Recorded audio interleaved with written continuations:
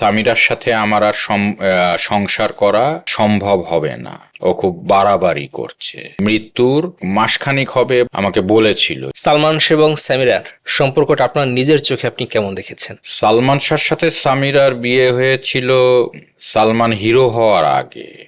কিন্তু সালমান শাহ যখন স্কাটন প্লাজায় চলে গেল, ওই স্কাটন প্লাজার বাসায় আমি জীবনে মাত্র একবার গিয়েছি। ওদের গ্রিন রোডের বাসায় আসা যাওয়া ছিল, স্কাটন প্লাজার বাসায় জীবনে একবার গিয়েছি, আর বাকি সময় আর ওখানে যাইনি। ওর সাথে আমার দেখা হতো বাইরে, ধরেন এফডিসিতে বা বিভিন্ন জায়গায়, এলিফ্যান্ট রোড, মানে এইভাবে আর কি বাইরে দেখা হতো। তারপর উত্তরায় এক জায়গায় চিতই পিঠা বিক্রি করতো, ওখানে চলে যেতাম চিতই পিঠা খাওয়ার জন্য ওর সাথে রাতের বেলা। হ্যাঁ, ও ফ্রি থাকলেই ওখানে যেত। ওই এক চাচি চিতই পিঠা বিক্রি করতো, ওখানে ওটা ও খাবে।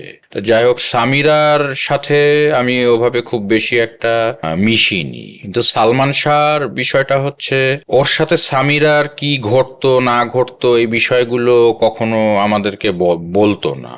ওর বিষয়গুলো ওর নিজের ভেতর রেখে দিত আর কি। তবে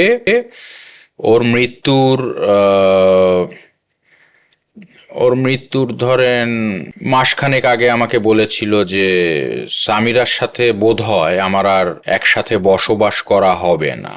এই কথাটা আমাকে একবার বলেছিল। তখন আমি বললাম যে কেন? তারপর সে আর কিছু বলেনি। মানে এটা মৃত্যুর 1 মাস আগের ঘটনা।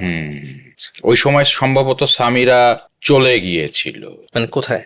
সালমান শাহকে ছেড়ে 3 মাস না কত মাসের জন্য, 3 মাস না 2 মাসের জন্য, আমার ঠিক মনে পড়ছে না, চলে গিয়েছিল সালমান শাহ সংসার ছেড়ে। পরে সালমান শাহ ওকে আবার ফিরিয়ে এনেছিল কিন্তু সামিরাকে।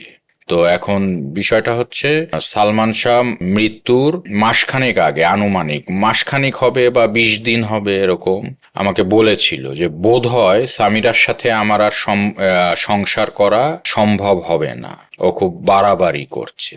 এই কথাটা আমাকে বলেছিল। তো এটা আমার মনে পড়ে। আর কারণটা কি সেটা আমাকে আর বলেনি।